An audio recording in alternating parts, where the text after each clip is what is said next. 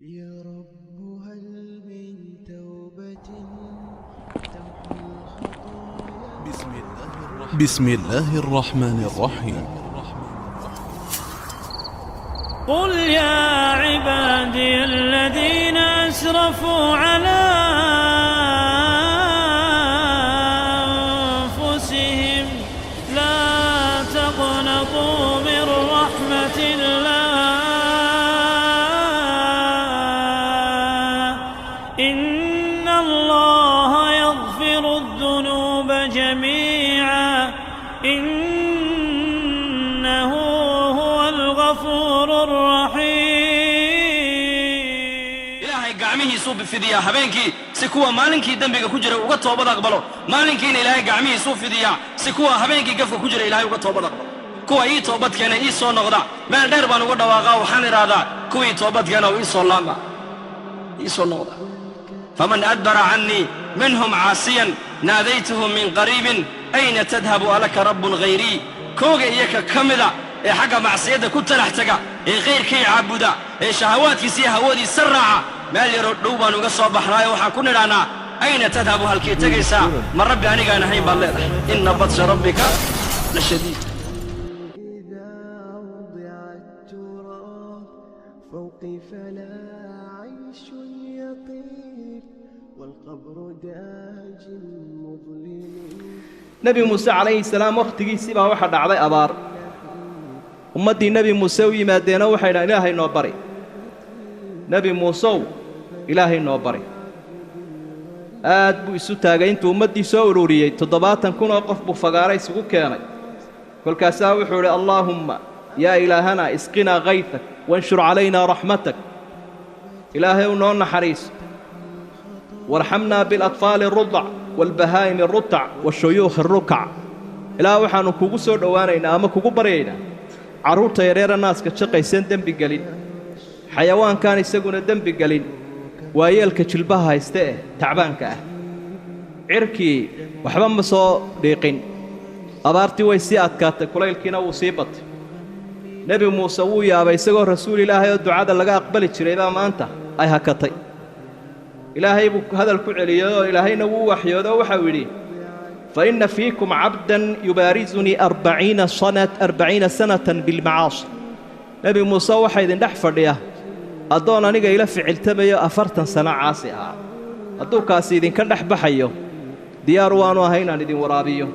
انتو كاسيد سيدين نحجوغا يساقو عاصية رحمة دي مجرتي أقو مركا أوشيك هبحيه dee ilaaha waa 70,000 oo qof oo fadhiya sideen u gaarsiiyaa la microphone iyo baahiyana ma jiro ilaahay wuxuu adigu dhawaaqana gaarsiin doona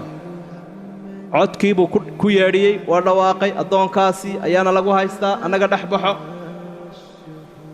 ninkii uu istaagay uu isgaranayaa fulaxantii ma mooga uu isgaranayaa uu istaagay hareeruhu eegay wax kacay buu waayay wuxuu iskartay markaa kala sheegaya inuu isaga yahay kadibna ninkii caasiga ahaa waxau idhi dee maanta haddii aad halkaa ka kacdo fadeexaddaas weligeed kaa fuqi mayso wuu hagoogtay markaa ilaahay buu baryo oo wuxuu idhi ilaahayow si dhaba baan u toobad keenaya dibna ugu noqon maayo ilaahaw dembiga iga dhaaf toobad dhaba oo niyad iyo qalbi wanaagsan ka soo fushay ayuu toobad keenay ilaahay subxaanahu wa tacaalaa towbaddii buu ka aqbalay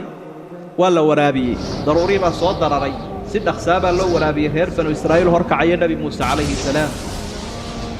nebi muuse wuu eegayaa dadkii wax kacay ma jiro roobkiina wuu bilaabay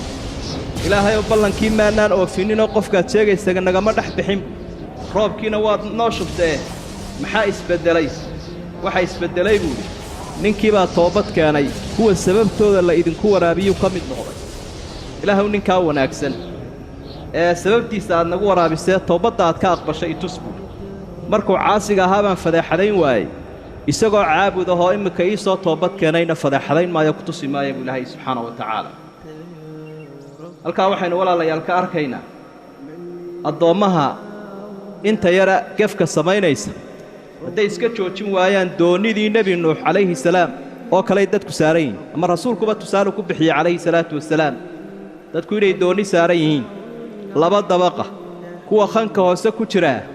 hadday isqanciyaan ay yidhaahdaan biyo way nagu dhow inaan loox fujinnoon darsanno waxaa daruuriya oo lagama maarmaana kuwa sare inay ka joojiyaanee waariyaan war bahashani waynu wada socnaa hadday halkaa daloolisaan biyahaasaa iska soo buuxinoo waynu degi ka daaya laakiin hadday idhahdaan maxaa inaga galay dhinacoodii bay fujinayaan dhammaantooda way wada halaagsamayaan doonnida waxyaabaha diisdiisaya ee dubbayaasha ku ah ee daldaloolinaya waxaa ka mida macaasida qaybaheeda kala duwan mid caam loo sameeyo mid khaas loo sameeyo mid shakhsi sameeyo mid wada jir loo sameeyo macsiyada qaybaheeda kala duwan marka aynu gaf samaynaba dubbaynu ku dhufannay waa duunyadaynu ku noole waa dalkaynu ku noole waa magaaladaynu ku noole doonidu waa nooca wey doonida la sheegayaa waa qaaradahan adduunyadaynu ku wada noole ama waddanka ama magaaladaynu ku noole markuu midi ku dhufto macsiyadaa sameeya doonidii buu dubalaqsiiyey haddii laga jooji waayo inbaa dalooshantay marka dambe biyaha uu nebigu sheegay calayhi salaatu wasalaam halaaggaa soo galaya waxaa muhiima markaa dadkuna inaanay quusannin caam iyo khaasba qofku marka uu gaf ka dhaco inuu isagu isku qanciyo anna lahu rabban yakfiru dunuuba jamiican inuu leeyahay ilaah dhaafa dunuubta oo dhan isagana in lagula taliyo oo marka u horraysaba la yidhaahdo ilaahay u toobadkeen oo halkaa ku jooji wax kasta oo dhaca oo macsiyo ana ilaahay uu dhaafaa walow gaalnimana ha ahaado idan makhrajka iyo meesha looga baxayaa macsiyada waa inaynu ku bushaaraysanno toobadkeen inaynu leenahay oo ilaahay inagu arshaadiyu inagu hanuuniye inaynu u toobadkeenno towbaddaasina wakhti bay leedahay towbaddaasina way ka fududdahay tii reer banu israa'iil iyo ummadihii hore qaarkood laga doonayo ahaa in qaarkoodba qaarka kale u laayo والمعين وأنت يا رب المعين من لي إذا وضع التراب فوقي فلا عيش يطيب والقبر داج مظلم هل ينفع العبد النحير يا وحشتي يا كربتي يا غربة العبد الغريب ما من سبيل للخلاص من مشرق